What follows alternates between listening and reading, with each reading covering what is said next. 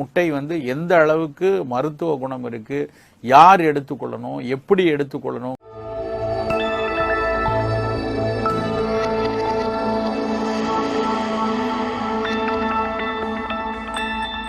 வேக வைத்த முட்டை ரெடிலி அவைலபிள் விட்டமின்ஸும் மினரலும் உள்ளது. அது ரெடியா ரத்தத்துல உடனடியா கலக்கக்கூடிய தன்மையை கொண்டிருக்கும். சப்போஸ் முட்டை சாப்பிட்ட உடனே தோல்ல அரிப்பு வருது, தடிப்பு வருது, பிச்சுக்கிற மாதிரி இருக்கு அப்படின்னா அவர்கள் குறிப்பிட்ட காலம் மருத்துவம் எடுக்கிற வரைக்கும் அந்த கோழி முட்டையை தவிர்க்கிறது நல்லது. நாட்டுக்கோழி முட்டை தான் சிறப்பான விஷயம். பிராய்லர் கோழி எந்த அளவிலும் நம்ம ஏற்றுக்கொள்ள முடியாது. கோழி முட்டைங்கிறது ரொம்ப நெடுங்காலமாக நாம் உணவாக பயன்படுத்தி வந்த ஒரு பொருள். இன்றைக்கு நவீன அறிவியல் மிக உசத்தியாக கொண்டாடக்கூடிய ஒரு உணவுப் பொருள் கூட கோழி முட்டையை சொல்லலாம். முட்டை உண்மையிலேயே நல்லதா கெட்டதா, சாப்பிடலாமா, அவசியமா, அவசியம் இல்லையா, இப்படிங்கிற சர்ச்சை மிக அதிகமாக உலகெங்கும் உண்டு. அப்புறம் இன்னொரு விஷயம் என்னன்னா, முட்டை வெஜிடேரியனா நான் வெஜிடேரியனா, வெஜிடேரியன் பீப்புள் சாப்பிடலாமா, இப்படிலாம் பல சர்ச்சைகள் அங்கங்க இருக்கும். நம்ம அந்த சர்ச்சைக்குள்ள போக வேண்டியதே இல்லை. உண்மையிலேயே முட்டை எந்த அளவுக்கு மருத்துவ குணம் இருக்கு, யார் எடுத்துக்கொள்ளணும், எப்படி எடுத்துக்கொள்ளணுங்கிற விஷயம் நமக்கு இன்றைக்கு நம்ம அதை பார்க்கலாம். கோழி முட்டை எடுத்துக்கிட்டீங்கன்னா உண்மையிலேயே இன்றைக்கு நவீன அறிவியல் சொல்லக்கூடிய உணவு கூறுகள் எல்லாவற்றையும் கொண்ட ஒரு உசத்தியான உணவு என்றுதான் சொல்லணும். அந்த அளவுக்கு மிகச்சிறந்த உணவு. காலை உணவாக எடுத்துக்கொள்வதற்கு ஒரு நல்ல வேக வைத்த முட்டை மிக மிக ஒரு அற்புதமான ஒரு தேர்வா இருக்கும். இன்னும் கூட சொல்ல போனா முட்டை ஒரு கேப்சுலேட்டட் விட்டமின் டானிக் அப்படின்னு சொல்லலாம். ஒரு சின்ன சைஸ்ல ரொம்ப மாத்திரையா நம்ம பார்க்கிறோம் விட்டமின் மாத்திரை, இது கொஞ்சம் பெரிய சைஸான விட்டமின் மாத்திரைன்னு கூட சொல்லலாம். அந்த அளவுக்கு நிறைய விட்டமின்களையும் புரதச்சத்துக்களையும் கொழுப்பு சத்தையும் சேர்த்து கொண்டிருக்கிற ஒரு பொருள் கோழி முட்டை. உதாரணமா எடுத்தீங்கன்னா முட்டையில உடனடியாக நமக்கு கிடைக்கக்கூடிய ஒரு விஷயம் முட்டையின் வெள்ளை கருல இருக்கக்கூடிய அதனுடைய புரதச்சத்துக்கள். பல்வேறு புரதச்சத்துக்கள் முட்டையினுடைய வெள்ளைக்கருல இருக்கு. ரொம்ப குறிப்பா இன்றைக்கு நவீன அறிவியல் மிக குறிப்பிட்டு சொல்றது என்ன அப்படின்னா முட்டையில இருக்கக்கூடிய கோலின் ஒரு சத்து. அந்த கோலின்கிற சத்து முட்டையில மிக அதிகமா இருக்கு. பல தாவர பொருட்கள்ல ஓரளவுக்கு குறைவாகத்தான் இருக்குது. அதனால முட்டையை கண்டிப்பாக சாப்பிட சொல்றாங்க. ஏன் அந்த கொலைன் ரொம்ப முக்கியம்னு சொல்றாங்கன்னா, அந்த கொலைன் பிரெயினுடைய செல் மெம்பரைன்ஸுக்கெல்லாம் பயனுள்ளதா இருக்கு.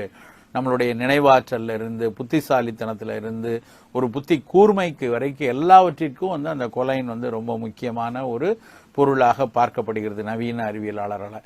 அந்த கொலைன் சத்து முட்டையில மிகச்சிறந்த அளவு இருக்கு.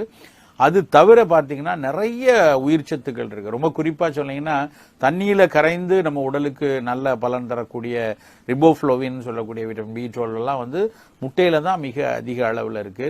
நிறைய பேர் சில பேர் என்ன கேட்பாங்க அப்படின்னா, முட்டை சிலருக்கு ஒவ்வாமை கொடுக்கலாமே அப்படிம்பாங்க. நிச்சயமா அது ஒரு உண்மையான கருத்து தான். எல்லோருக்கும் இது ஏற்றுக்கொள்ளும் சொல்ல முடியாது. சிலருக்கு தோல்ல அரிப்பு இருக்கு, படை இருக்கிறது, திடீர்னு எரிச்சல் அரிப்பு வரக்கூடிய ஆர்டிகேரியான்னு சொல்லக்கூடிய ஒரு ஒவ்வாமை இருக்கிறவங்களுக்கு அவர்களில் ஒரு சிலருக்கு முட்டை ஒத்துக்கொள்ளாததா இருக்கும். சப்போஸ் முட்டை சாப்பிட்ட உடனே தோல்ல அரிப்பு வருது, தடிப்பு வருது, பிச்சுக்கிற மாதிரி இருக்கு அப்படின்னா அவர்கள் குறிப்பிட்ட காலம் மருத்துவம் எடுக்கிற வரைக்கும் அந்த கோழி முட்டையை தவிர்க்கிறது நல்லது. மற்ற எல்லாருக்கும் பொதுவா இது ஒரு பெரிய அலர்ஜி தரக்கூடிய ஒரு பொருள் இல்லை. ஒத்துக்கொள்ளாமல் இது அவர்களுக்கு அந்த பர்டிகுலர் புரதம், அந்த முட்டையில் பொதிந்திருக்கக்கூடிய புரத கலவை சில நபர்களுக்கு ஒத்துக்கொள்ளாம இருக்கலாம். அவர்கள் இந்த முட்டையை தவிர்க்கலாமே தவிர பொதுப்படையா எல்லாருக்கும் அது அலர்ஜி தரக்கூடிய பொருள்னு நம்ம பார்க்க வேண்டியதில்லை. அதுக்கப்புறம் ஒரு சிலர்கிட்ட என்ன கருத்து இருக்கு அப்படின்னா, முட்டை ரொம்ப வெயிட் போட்டுரும், நிறைய முட்டை சாப்பிட்டோம்னா உடல் எடை கடுமையாக கூறிடணும். அது அப்படி உண்மை கிடையாது. ஆக்சுவலா முட்டை, வாழைப்பழம் இதெல்லாம் பத்தி பொதுப்படையான மக்கள் கருத்து என்னன்னா வெயிட் போட்டுரும் அப்படின்னு. ஆனா ரெண்டுமே ஒரு தவறான புரிதல் தான். வாழைப்பழத்துக்கு எப்படி 60 to 70 கலோரி தான் இருக்கிறதோ அதே மாதிரி கோழி முட்டைக்கும் பார்த்தீங்கன்னா 80 கலோரி தான் நினைக்கிறேன். 80 கலோரி தான் அதனுடைய மொத்த ஒரு முட்டையினுடைய சத்துல கிடைக்கும்.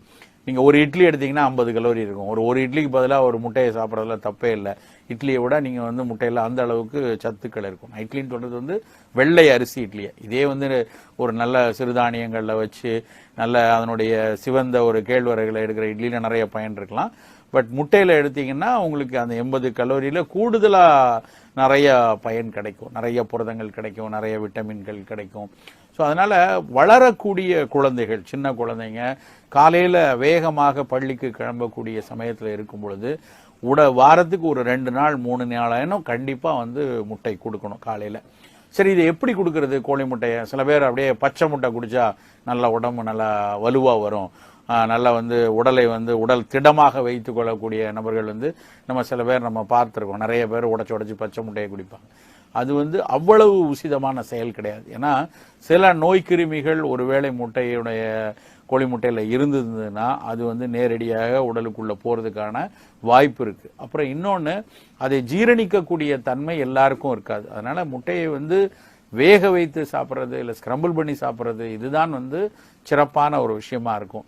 வேக வைத்த முட்டை ரெடிலி அவைலபிள் விட்டமின்ஸும் மினரலும் உள்ளது. அது ரெடியா ரத்தத்துல உடனடியா கலக்கக்கூடிய தன்மையை கொண்டிருக்கும். அதனால முட்டையை பச்சையா எடுக்காம வேக வைத்து எடுக்கிறது, பாயில்டு எக் தான் ரொம்ப சிறப்பான ஒரு விஷயமா இருக்கும்.